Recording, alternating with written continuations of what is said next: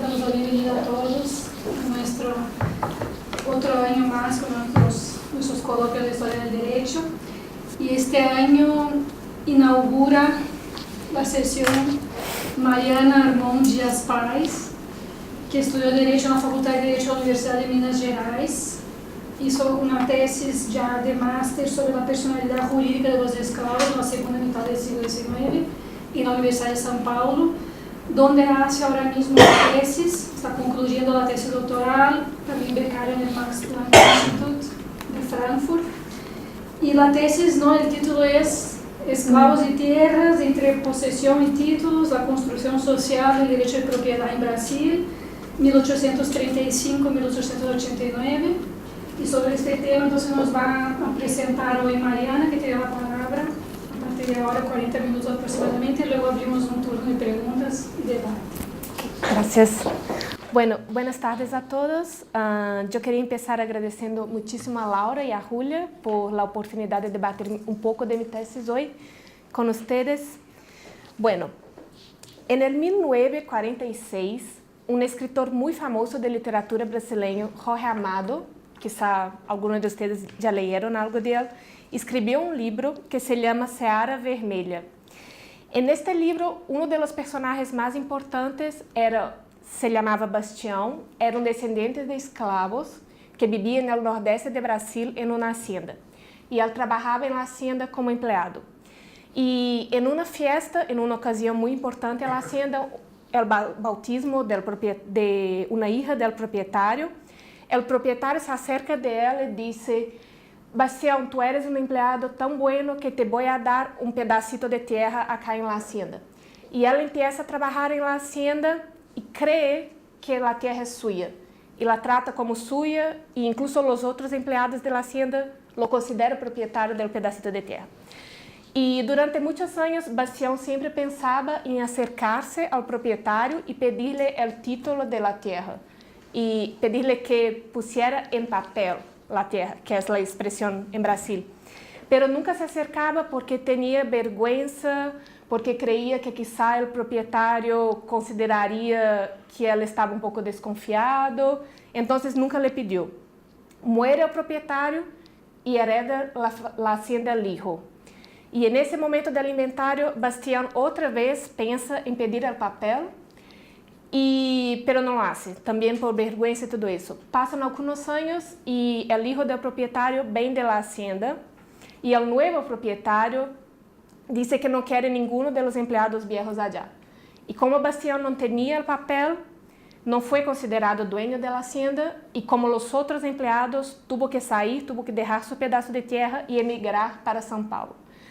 Entonces, esa es una historia ficticia de literatura, pero la verdad es que es una situación que fue muy recurrente en Brasil del siglo XX y está en el raíz de los problemas de tierras en Brasil hasta hoy, que es una cantidad de personas que trabajan la tierra, pero que como no tienen el papel, como no tienen el título, en un momento pierden la tierra y emigran a las ciudades, y eso infla muchísimo las ciudades brasileñas, los núcleos urbanos. Entonces, ese problema es muy característico de Brasil. Pero el tema es que ese problema no empieza en el siglo XX, como las raíces históricas del problema de titulación de tierras en Brasil es mucho más profundo. Y lo que quiero analizar en mi tesis es un aspecto de eso, que, bueno, ya es muy conocido en la historia del derecho que en finales del siglo XVIII y en el siglo XIX el derecho de propiedad pasó por un proceso de transformación muy grande, de cambio de una propiedad, de relaciones jurídicas entre personas y cosas reguladas por una perspectiva del jus comune para una propiedad más liberal, más individualizada. Y entonces, en la historiografía brasileña ya hay trabajos muy buenos, como por ejemplo la tesis de maestría de Laura, que analiza esse processo de cambio desde uma perspectiva da doutrina jurídica, de como novos discursos jurídicos de necessidade de titulação da propriedade e de individualização, de como esses discursos llegaram em Brasil a través de los libros. Então, o que quero fazer eu em la tese é mirar um outro aspecto desse processo, además de la doctrina, ver cómo este nuevo derecho de propiedad, estos nuevos discursos a respecto de la propiedad, de la titulación de la tierra, cómo eso llegó al judiciario y cómo en el cotidiano de las relaciones judiciales las personas fueron debatiendo esos nuevos presupuestos doctrinarios y fueron creando en la práctica lo que sería el nuevo cuadro del derecho de propiedad, que era um direito de propriedade que começou a valorizar muito mais uma propriedade titulada do que o uso efetivo da terra e a possessão da terra. Então, o objetivo de minha tese de doutorado é identificar como se deu essa dinâmica em que os títulos de propriedade foram adquirindo cada vez mais força em processos judiciais, tanto para constituir um direito de propriedade, como para serem utilizados como meio de prova de direitos de propriedade. E como se deram as tensões entre os títulos e o tema da possessão em los procedimentos judiciais. Para isso, eu vou analisar 54 processos judiciais que tramitaram no Tribunal de la Relação de Rio de Janeiro, que era um tribunal de segunda instância e que tinha jurisdição em la parte central e sul de Brasil. Para quem conhece Brasil, de Minas Gerais até o sul de Brasil, que era justo a parte que no século XIX estava com a economia mais pujante, porque era a área de expansão da zona cafeira. E para allá também foram levados a grande parte dos escravos por el tema da expansão cafeira. Bueno, el marco temporal de la tesis es de 1835 a 1889. ¿Y por qué 1835? Bueno, Brasil se independizó de Portugal en el 1822, pero esos primeros años fueron años conturbados para, bueno, establecer la monarquía, establecer un territorio grande y unitario. E tivemos a renúncia de Dom Pedro I em 1831, um governo de regência, mas em 1835 muita coisa passa em Brasil. Primeiro, um grupo político logra se estabelecer como um grupo político hegemônico, que era o grupo do Partido Conservador, como lhe chamamos em Brasil. Era um grupo muito ligado à economia cafeira e a los grandes proprietários de escravos. En este año también fue el año del boom del café en Brasil, que la producción empieza a crecer muchísimo y es importante resaltar que es una producción ya muy ligada al mercado internacional y muy racionalizada. Hay muchos trabajos en Brasil que muestran cómo en el siglo XIX la propia esclavitud toma otras formas, porque la propia producción del café ya es una producción más racionalizada, muy capitalista, digamos. Y entonces, en el 1835 tenemos el boom del café, tenemos el inicio del tráfico ilegal macizo de africanos, porque el tráfico transatlántico de africanos fue abolido en Brasil en el 1831.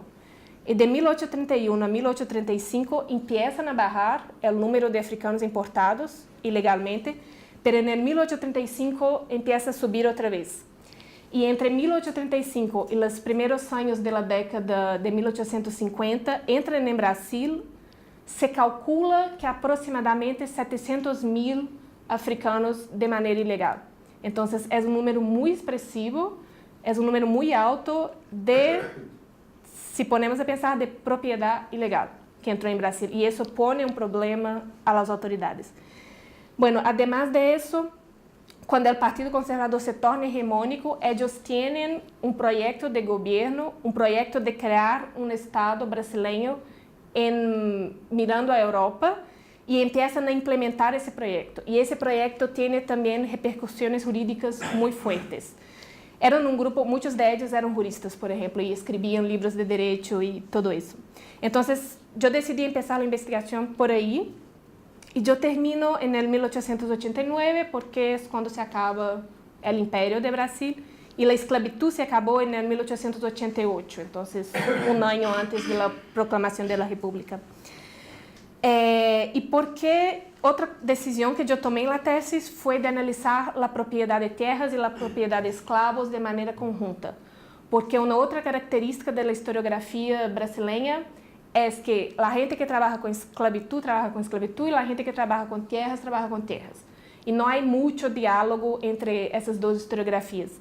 E eu creio que desde o ponto de vista da história do direito, faz muito sentido trabalhar com os dois de uma maneira conjunta, porque quando os juristas estavam criando discursos de reforma do direito de propriedade, eles tinham em mente não uma propriedade abstrata, nem tampouco só a propriedade de terras, pero os dois tipos de propriedade, que eram os dois tipos de propriedade os mais importantes do Brasil do século XIX.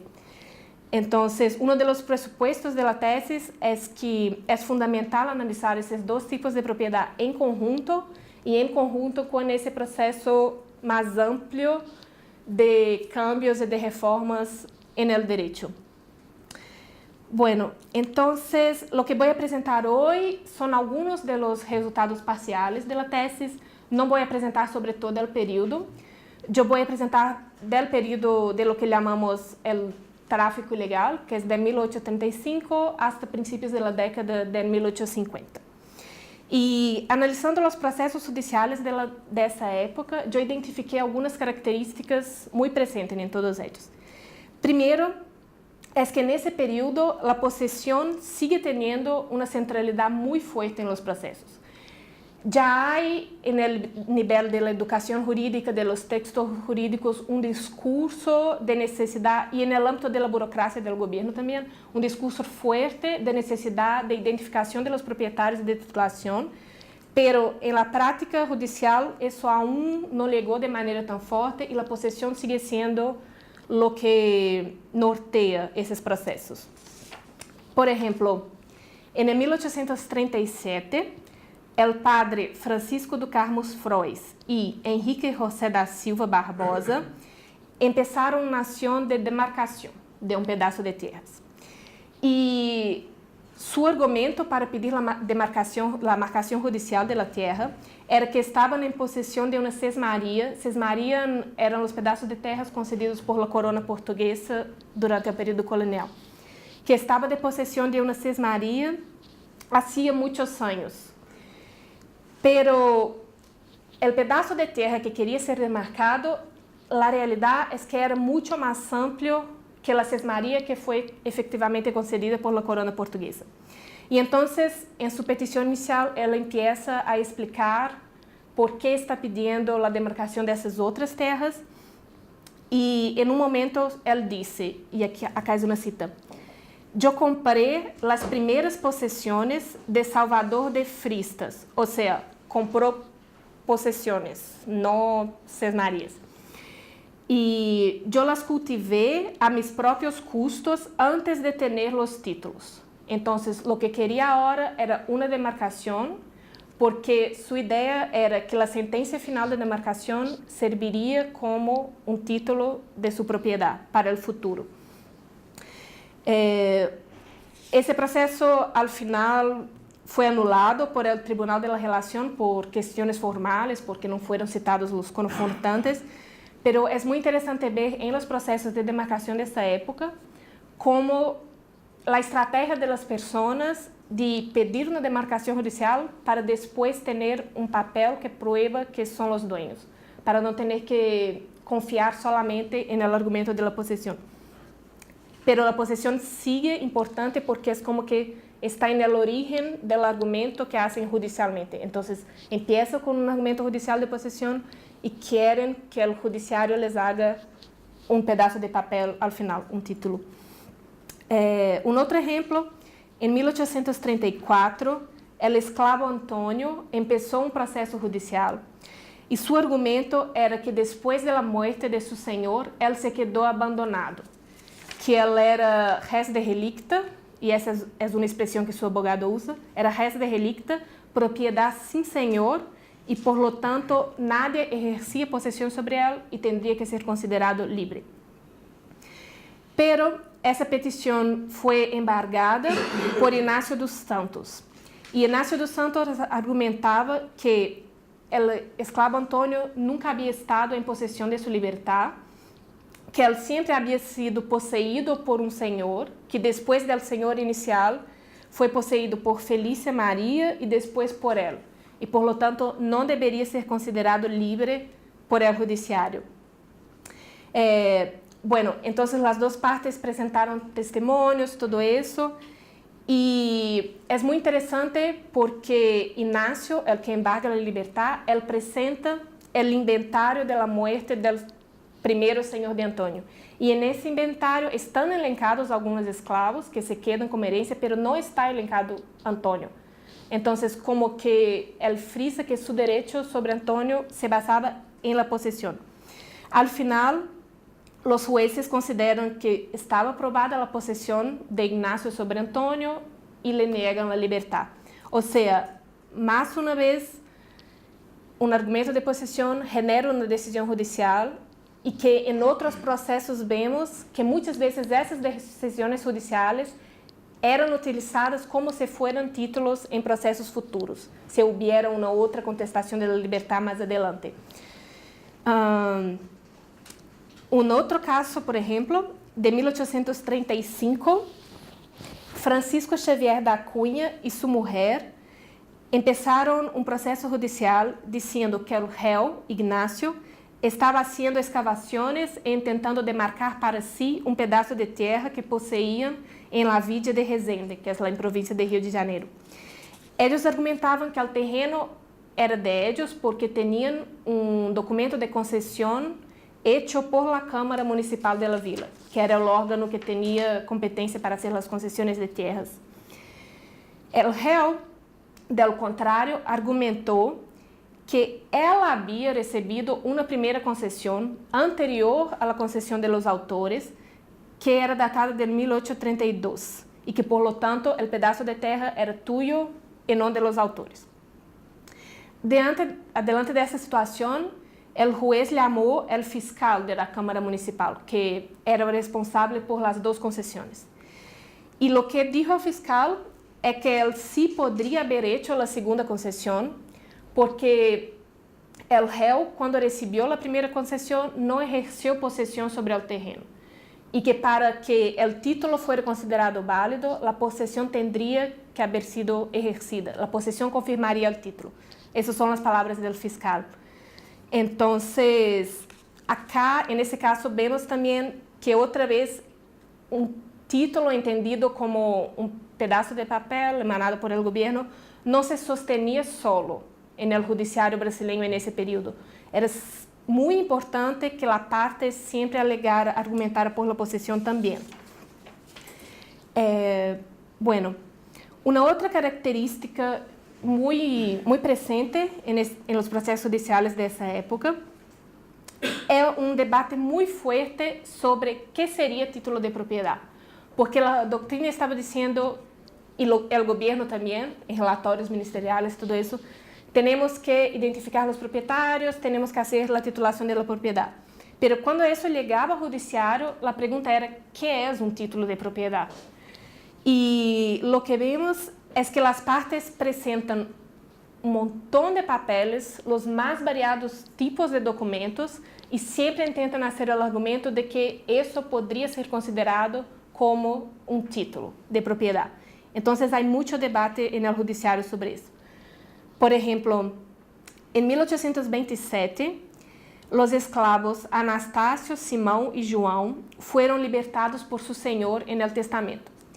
E no testamento, además de libertarlos, o senhor dijo, e acá é uma cita também, les deja para sua subsistência e para ir vivirem um pedaço de terras. Los esclavos não lo podem vender ou transmitir a nadie. En el caso que não lo sepan administrar, mi mujer cuidará ella mesma del pedaço de terras. Isso era um testamento considerado como instrumento particular, pero estava registrado em uma notaria pública. E não queda muito claro exatamente que tipo de direito receberam os escravos, porque não era um direito de domínio, de propriedade, tampouco era um direito de uso. Então, é como uma coisa um pouco ambígua, o tipo de direito que foi concedido ou não a esses escravos. E então, os escravos se quedam aí trabalhando na terra, mas em uma situação muito precária. E o que passa é que em 1835, a mulher do senhor, que se morreu, empieza um processo judicial em contra de eles, de los libertos, porque los quer echar de la terra. E em uma de suas petições, ela incluso argumenta que o uso de la terra por esses homens, e acá outra cita, era um manifesto abuso del sagrado direito de propriedade, como lo protegia a Constituição de Brasil. E outra vez há muitos debates, testemunhos, tudo isso, e al final ganham os libertos, porque o juiz considera que, como exerciam a possessão sobre um pedaço de terras, eles teriam direito de permanecer aí. Uma outra característica que aparece nos processos, também nesse tema de debater o que é ou não um título de propriedade válido, um exemplo é o caso de Felisminda. Felisminda era uma esclava e empieza um processo judicial em 1836, argumentando que em 1809 sua senhora la havia libertado e apresenta a carta de donação da liberdade. E o réu, que era o marido da senhora que se havia morrido, contesta a ação e o argumento é que o título de Felisminda era falso e antedatado, porque ele disse que a fecha correta não era 1809, que a liberdade hubiera sido concedida em 1810 e em 1810 a senhora era casada com ele e, por lo tanto, não tinha mais capacidade jurídica para disponer de seus bens sem seu consentimento. Então, que o título apresentado era falso. E depois de isso, o abogado do réu empieza a hacer todo um argumento sobre os requisitos para que um título fosse considerado judicialmente válido. E hace uma lista grandíssima de quais seriam esses requisitos. E em la contrarrazones de isso, como o abogado de Felisminda, argumentando contra a lista hecha por el abogado del réu, ele disse, e acá uma cita, "La propiedad es digna de atención en todos los países y es favorecida por todas las legislaciones del mundo. Sin embargo, si ella dependiera de títulos calificados, como requiere el abogado contrario, la garantía que le da la ley fundamental del imperio sería efêmera."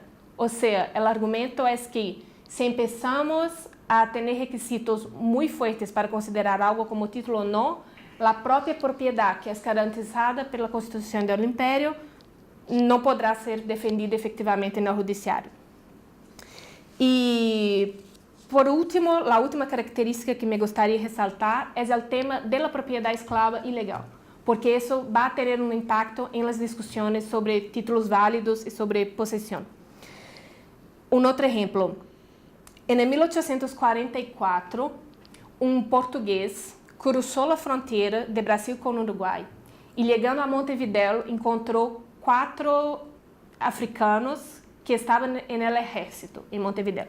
E, falando com eles, les convenceu a ir trabalhar no sul de Brasil, em uma charqueada, como trabalhadores livres. Eram livres porque estavam no Uruguai e o Uruguai já havia abolido a esclavitud. Então, les convencem de ir a Brasil, los ponem em um barco e cruzam a fronteira. Quando chegam em Desterro, Desterro hoje em dia é Florianópolis, em Santa Catarina, no sul de Brasil. Quando chegam em Desterro, ela tenta vender os africanos como escravos e incluso hace uma escritura de compra-venta. Pero passam coisas e a venta desecha. E como deshacem a venta, ele decide levar os africanos a Rio de Janeiro para vendê-los allá. E quando vai embarcá-los no navio que iba a Rio de Janeiro, o fiscal da aduana le pide os títulos de propriedade, que mostra os títulos de propriedade sobre os escravos. E o que ele mostra é a escritura de compra-venta. E o fiscal da aduana disse, não, isso não é um título de propriedade válido. ¿Tenés algo mais? E ele disse, não. Então, o fiscal chama o delegado de polícia, e empieza um processo criminal em contra do português por el crime do artigo 179 del Código Criminal del Imperio, que era el crimen de reducir a esclavitud persona libre que estuviera en posesión de su libertad. Bueno, entonces empieza el proceso criminal y uno de los argumentos de la defensa de Aurel, un argumento que parece muy fuerte, es que, y él dice eso, hay miles de personas en Brasil sin los títulos de propiedad de sus esclavos. Entonces, considerando esa situación, no es razonable condenar a alguien criminalmente porque no presenta los títulos, porque hay miles de personas sin ellos. Y al final, el juez considera que él no tenía la propiedad sobre los esclavos, el juez criminal declara a los africanos libres, pero tampoco condena el portugués. Y eso pasaba muchísimo en Brasil en ese tipo de caso criminal, como declaraban las personas libres, pero no condenaban el criminoso, como no iba a la cárcel, nada de eso. Pasó un año de eso, los africanos siguieron viviendo en el sur.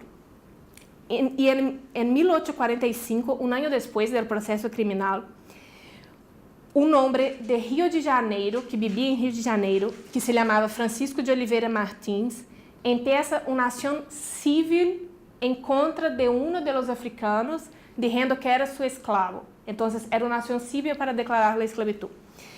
Y su argumento era que José, que era uno de esos africanos, era su esclavo, que lo había embarcado como marinero en un barco rumo a Montevideo y Buenos Aires.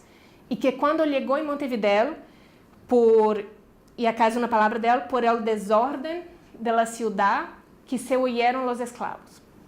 Y ahí se quedaron, pero que ahora reclamaba la propiedad sobre él.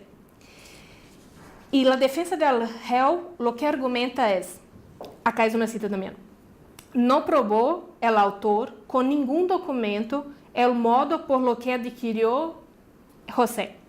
Se sabe que muchos señores de esclavos los venden por papel particular y para fraudar los impuestos nacionales los hacen embarcar como marineros. Pero la verdad es que muchas veces no son marineros, son embarcados para ser vendidos, no se quedando en esta ciudad, en Rio de Janeiro, ningún registro con lo cual se pueda probar la traslación del dominio. Y al final, el juez consideró que la propiedad no había sido probada y que por lo tanto José era libre. Entonces, bueno, es básicamente eso. Entonces, lo que vemos en Brasil en esas primeras décadas de la tesis, década de 1830, 40, 50, es que aún hay mucha cosa abierta a respecto del tema de los títulos, de qué fuerza van a tener en procesos judiciales, qué van a ser considerados títulos o no, cómo van a tratar el requisito de presentación de un título de propiedad en un contexto donde había muchísima propiedad esclava adquirida de manera irregular e ilegal, porque não era só o tráfico transatlântico, havia sequestro de niños, havia venta de pessoas livres, muitas situações assim. E o que vamos a ver a lo largo do siglo XIX é que as reformas que são propostas por el governo, que são implementadas, dialogam com essa realidade, que aún é uma realidade muito marcada por el tema da ilegalidade e que aún tiene muy enraizada en sí la idea de que la posesión sería la manera primordial de comprobación de un derecho sobre una cosa. Bueno, muchísimas gracias.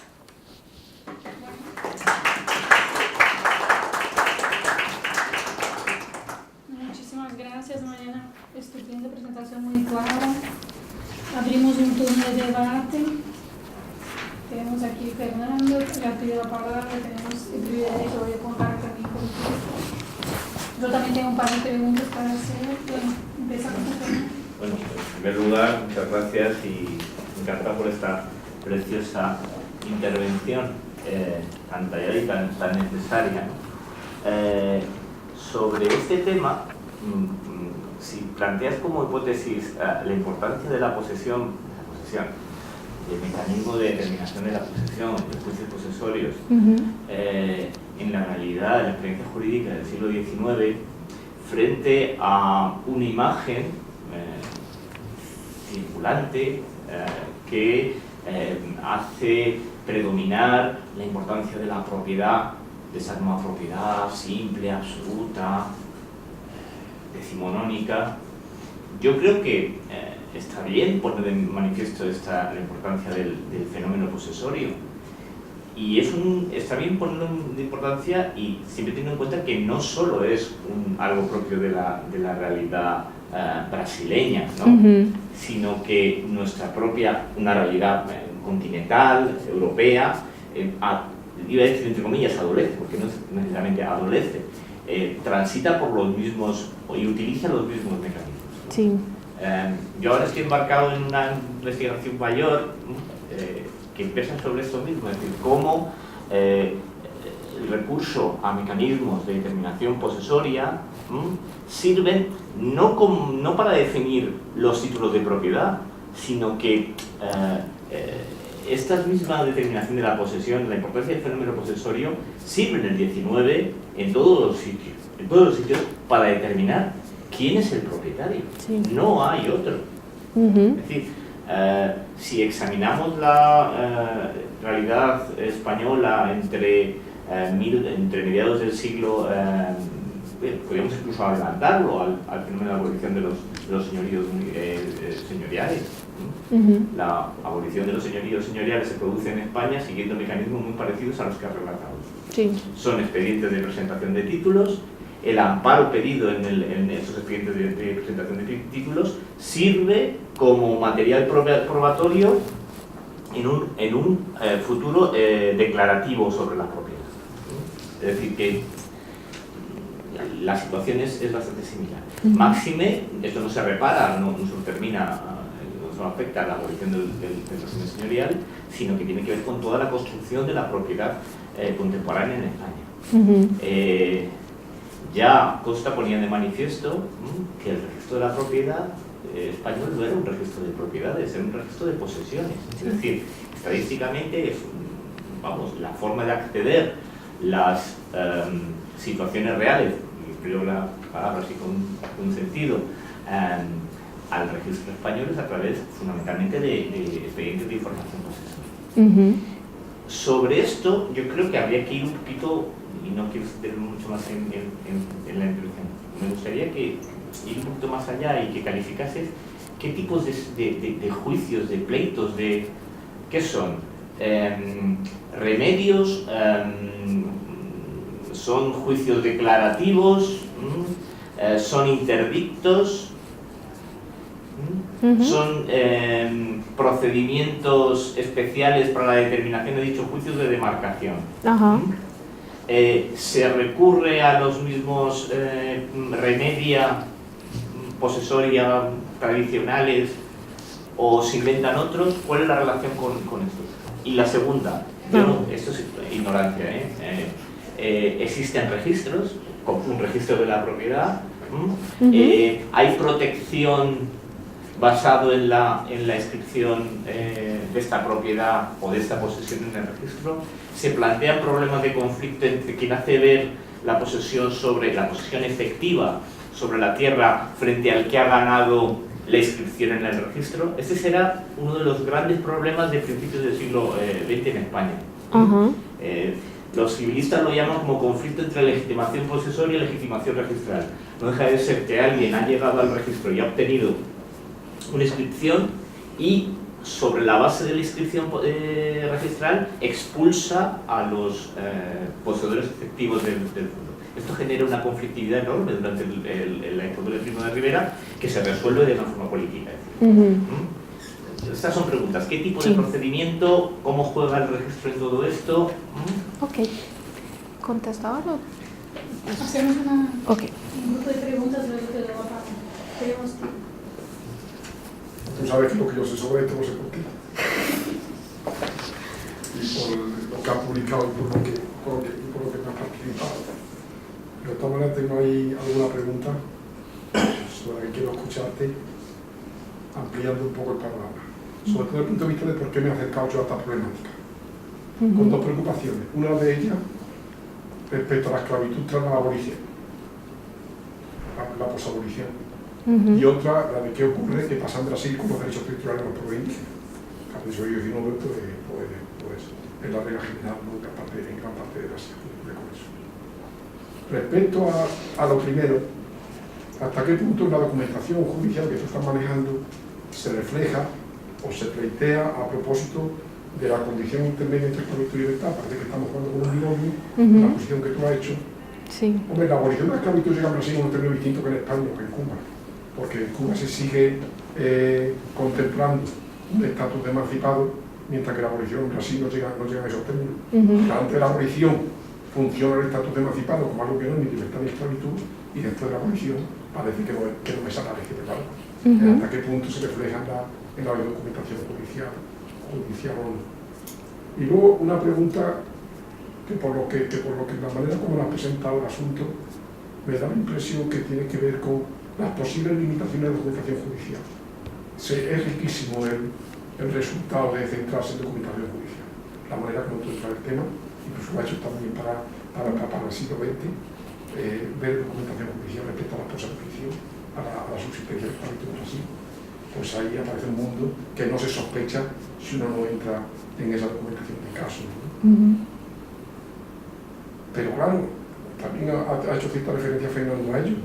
No toda asunción de propiedad o de propiedad a través de la posesión directamente pasa por ser de posesión judicial. Y está el asunto sobre todo del registro, que puede llevar a vía judicial si hay contencioso, pero que podemos llevar.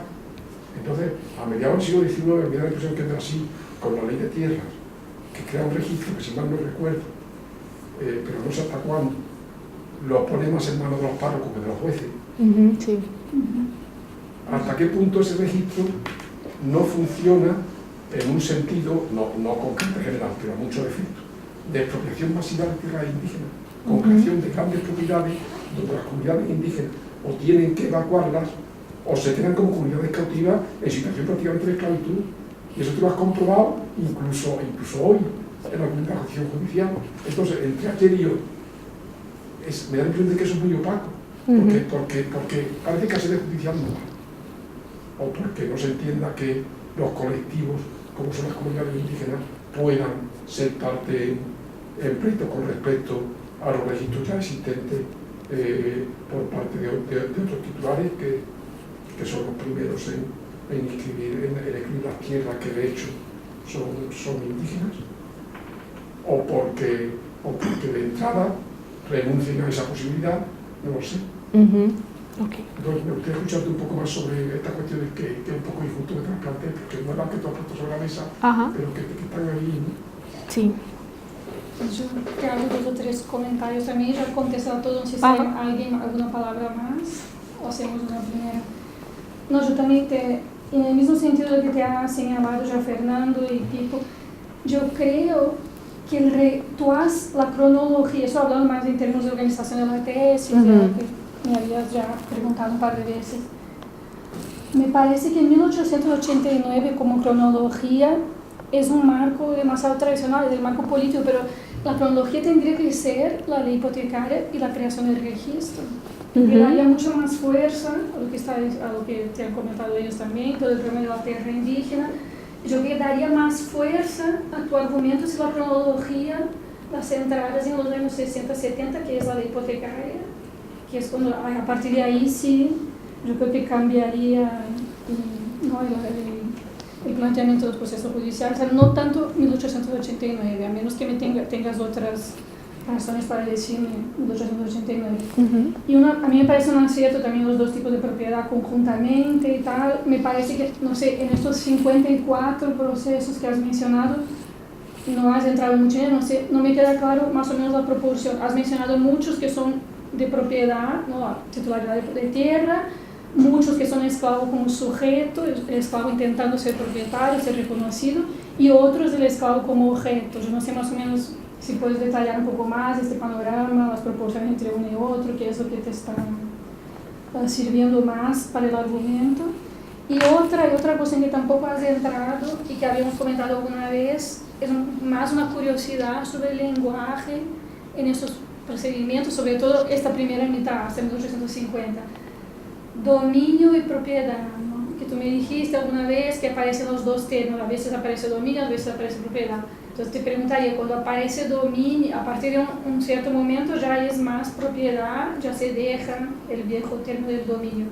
Pero cuando se utiliza el dominio, ¿hay más espacio para un reconocimiento del uso efectivo o no tiene nada que ver? Ok. Eso sería por mi parte. Tienes la palabra. Y luego hacemos más preguntas si surgen más. Ok, bueno, muchísimas gracias. Entonces, empiezo con el tipo de juicios. Hay de todo.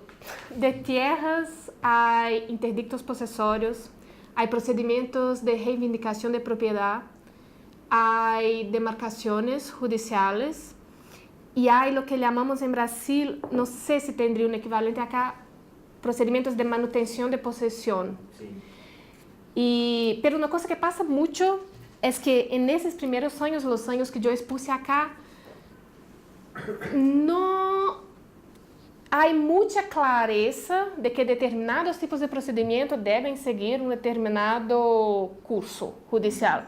Aún es un ambiente, por ejemplo, un proceso empieza llamándose medición y 5 peticiones adelante ya dan otro nombre, por ejemplo, ahora ya es un proceso de reivindicación. Entonces, ese período que presenté es un poco conturbado.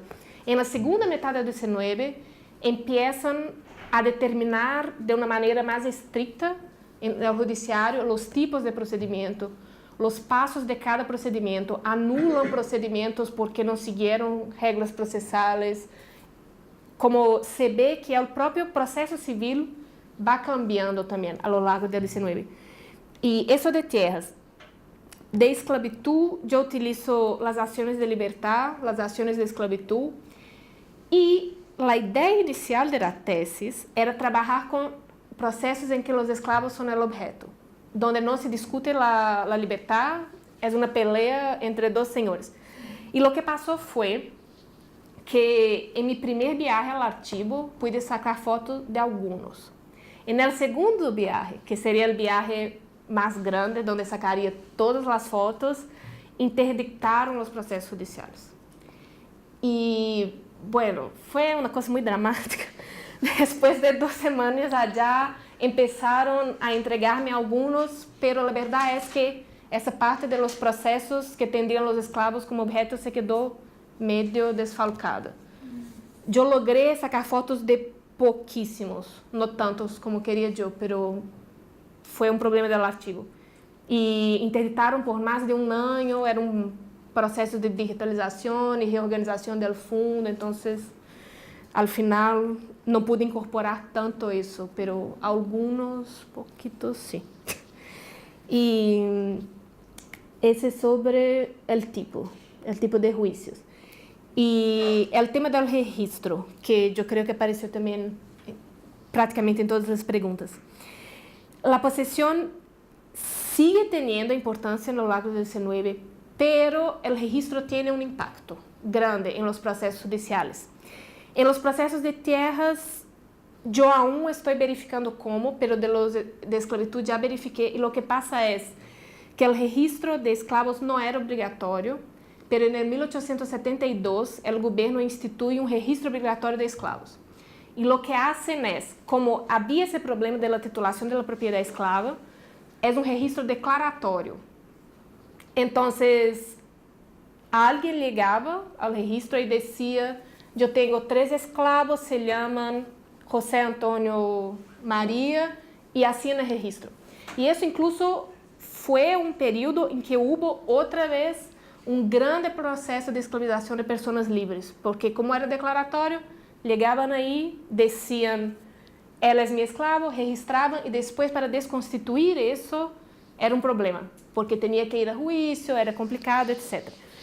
Y eso tiene un impacto en los procesos de esclavitud, porque después del registro obligatorio, después de 1872, empieza un proceso judicial y la primera cosa que pide el juez es el registro. Y si presenta, es esclavo, si no presenta, es libre. Incluso el tamaño de los procesos disminuye muchísimo. Como antes del registro tienen cerca de 200 páginas cada processo. Depois do registro, são processos chiquitos, assim, como 80, 70. Então, no tema da esclavitud tem um impacto muito grande. O tema de terras, eu aún estou analisando, não posso dizer nada muito concluyente agora sobre o impacto do registro no processo de terras. A historiografia a historiografia mais tradicional dizia que a lei de terras, que é de 1850 e que estabeleceu o registro de terras, não teve um impacto muito grande. Uma historiografia mais recente mostra que a verdade é que pequenos proprietários começaram a registrar suas terras porque era uma maneira de proteger-se contra os grandes proprietários, porque os grandes estavam expandindo com o café. Então, a ele não les interessava fazer o registro, porque queriam seguir expandindo as propriedades por possessão. E então, os pequenos foram os primeiros que começaram com os registros, como para proteger-se da expansão de los grandes. E eu lo que comecei a ver em los processos, porque a lei de terras estabeleceu o registro obrigatório e estabeleceu o que chamavam regularização das possessões. Então, o que se vê no judiciário é gente começando processos de demarcação sobre o argumento de que querem regularizar suas possessões com base em la lei de terras de 1850. E acá eu ligo a pergunta sobre as terras indígenas. Sí, os processos judiciais de facto têm esse ponto ciego de las terras indígenas, porque vemos esclavos chegando ao judiciário muitíssimo, libertos com o tema das terras, mas os indígenas não aparecem tanto nesses processos judiciais que trabalho eu, incluso porque há um problema de identificação de uma pessoa como indígena nesses processos também. Porque não são todos que calificam a pessoa por color ou por lo que seja. Muitas vezes dão só o nome e nesse momento já é um momento complicado de identificar alguém só por o nome ser um nome português, porque é o momento que a gente toda já tinha nome português. Pero lo que sí aparece de las terras indígenas en el proceso es que muchas veces cuando van a hacer el argumento de la posesión, empiezan a elencar lo que consideran como atos posesorios. Entonces viene, yo construí una casa, yo planté árboles, yo maté los indios. Aparece, sí, es muy pesado, aparece muchísimo en los procesos de tierras. Como matar los indios es una manera de probar la posesión. E era aceptado como, não é que o juez se quedava muito horrorizado com esse tipo de argumento. E aparece mais de uma vez em los processos. Principalmente em áreas que estão relacionadas com a expansão de fronteira. Aí aparece isso. Por exemplo, esta semana eu estou trabalhando com um processo del Sur, de Rio Grande do Sul, e um dos argumentos é esse. Eu cheguei allá, eu matei os índios. Então, eu fui o primeiro a ter possessão desse terreno. Pero se isso é o que aparece de terras indígenas, de facto é um problema de processos judiciais. O tema do binômio de esclavitud e liberdade. Havia muitíssimos estádios intermédios em Brasil. Como, se lês a doutrina jurídica vai dizer há pessoas livres e pessoas escravas. Pero, se basa nos processos e a prática cotidiana, ves que há muitas coisas no meio. Por exemplo, há africanos livres, que eram africanos emancipados do tráfico ilegal, pero não eram exatamente livres porque tinham que trabalhar por 14 anos.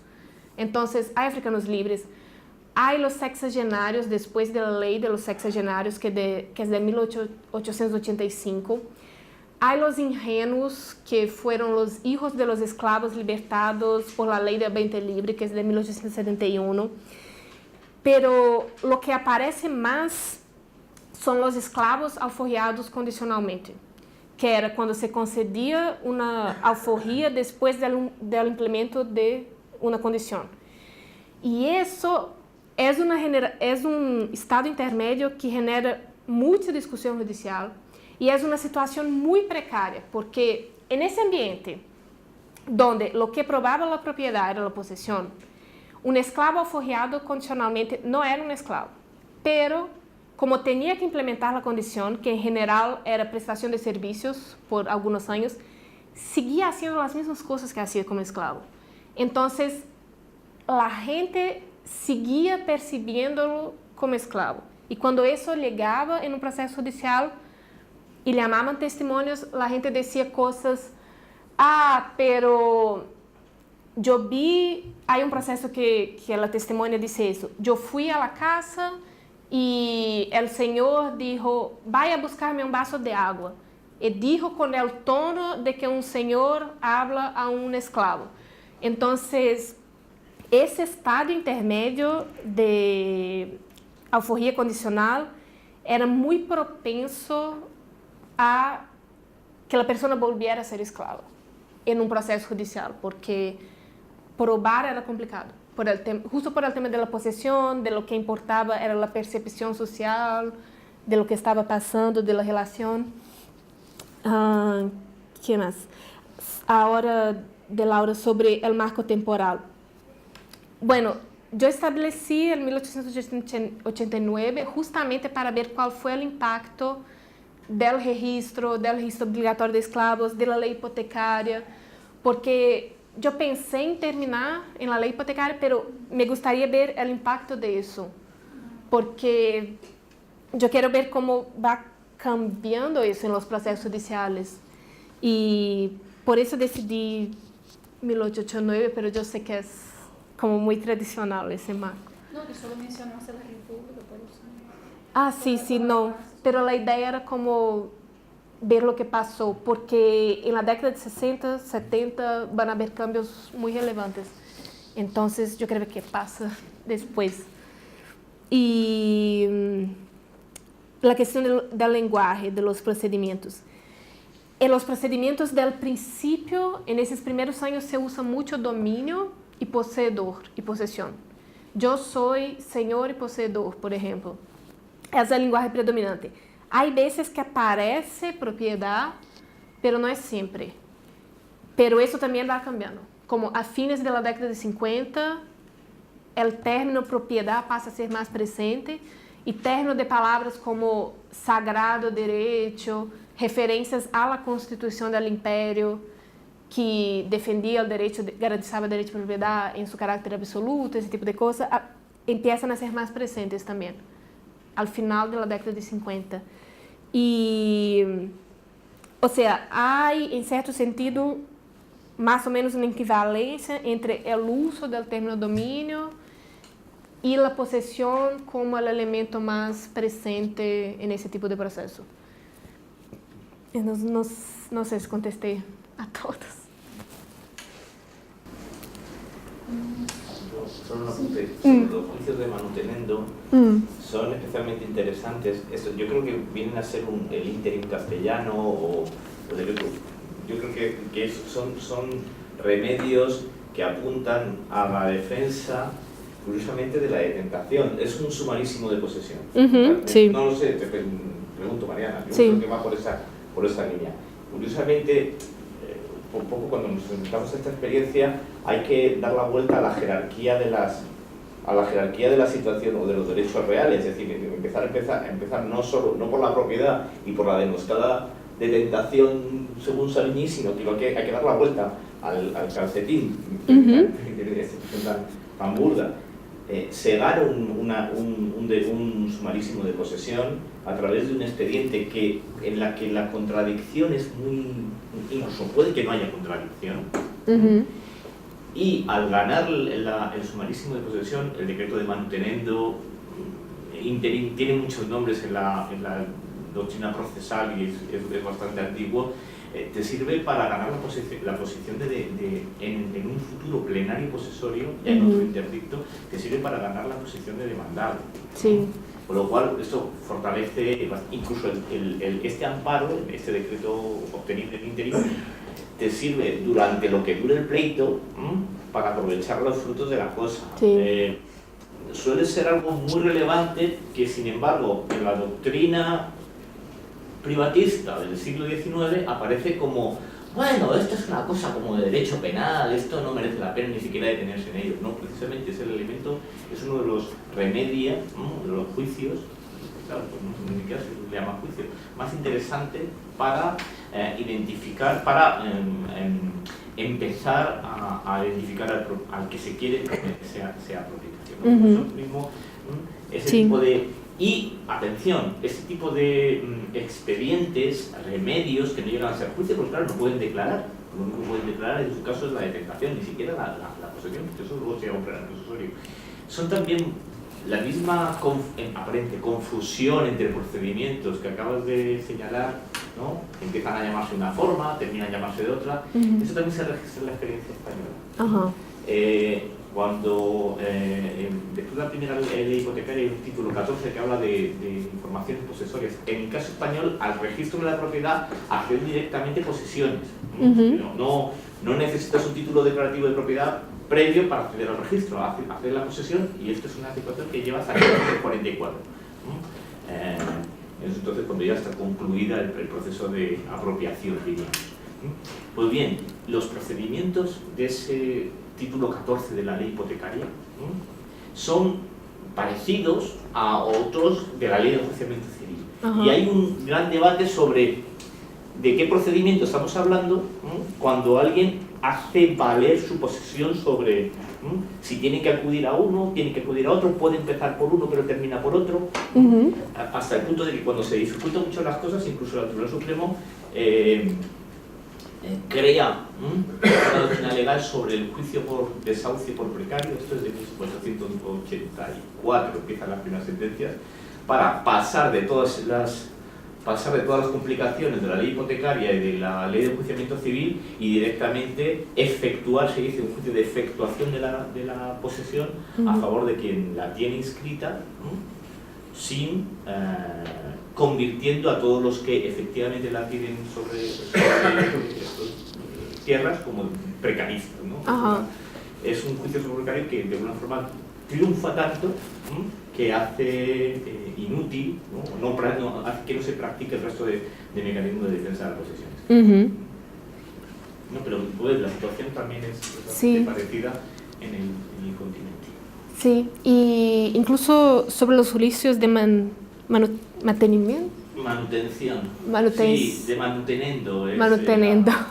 Lo que pasa en Brasil es que en teoría no eran declaratorios, pero funcionaban como si fueran, y en la década de 1870 empieza un discurso de que no son declaratorios, y que después, por ejemplo, se declaraba alguien libre en uno de esos juicios, resguardado derechos posteriores de empezar un juicio ordinario de declaración.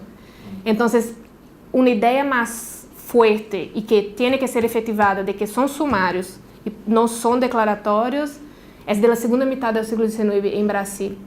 Antes, bueno, si lees la doctrina, sí eran declaratorios, pero antes funcionaban como si fueran. Que sean declaratorios sitúan al que se mantiene la posesión de demandado. Quien quiere iniciar un plenario posesorio ya tiene que discutir el título. Es decir, lo que provoca es el caso de inversión de la carga el de manutención se hace fundamentalmente para el mantenimiento de rentas. Es decir, cuando a principios del siglo, cuando los pueblos leen el decreto de abolición del señorío de 1811, dicen, atención, hasta que los señores no me presenten el título de propiedad, yo suspendo el pago de la renta. Entonces, ¿cómo reacciona el señor? El señor dice, mire, me siento despojado, me han despojado la posesión a la renta. Entonces, obtengo el decreto de manutención, el amparo posesorio. Entonces es el pueblo el que debe revertir la situación.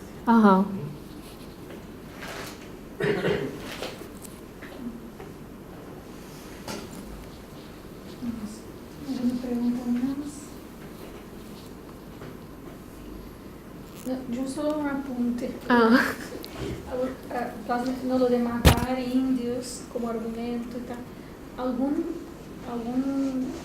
¿Alguna vía más para el agujero negro que ha dicho Pico? ¿Alguna vía más para acceder al premio de la tierra indígena? En los procesos judiciales, creo que no. En los que estoy trabajando yo, no aparece. En los años 20 del siglo pasado, en la época de la Sociedad de Naciones y la primera Corte Internacional de Justicia de la Haya, hubo un pleito muy sonado entre Dinamarca y Noruega con respecto a una parte de Groenlandia, que si era que pertenecía a Dinamarca o pertenecía a Noruega. Y el argumento al final se redujo a una sola cosa: ¿de dónde procedían los vikingos que habían producido una masacre en ese territorio? Quien demostrase que para que hubiera un partido de Dinamarca o que hubiera un partido de Noruega, al final se demuestra para ellos que había partido de Noruega, son quienes tienen el derecho. Sí. Algo que también está en el derecho internacional. Sí. Entonces, ¿cómo se puede tener, por decir así, la voz de los masacrados? Ajá. Claro, así que es que es un punto ciego. Sí. Y para Conceição de Assis Maria también aparecía este argumento, eso para el 18, matar indios y sobre todo tener esclavos. Sí. Yo quiero ser ese esmero porque puedo comprobar que tengo 200 esclavos y tal, eso. Y eso es la efectiva utilización de la ley. Sí. Y eso, pero claro, acaba de salir un libro de Claudio Grande, Ah, no conozco. que es procurador del Estado en Goiás, y él está trabajando, siguiendo la pista de varios procedimientos de finales del 19, pero todavía no he visto, me acaba de llegar. Ajá, voy a buscar. Estuvo en el Congreso, ¿lo conociste? En Río. Sí. ¿Te acuerdas? Sí. Ok. Bueno, no sé si no hay más preguntas y comentarios, entonces te Bueno, agradecemos una vez más. Un muchas aplauso más, gracias. que fue estupendo.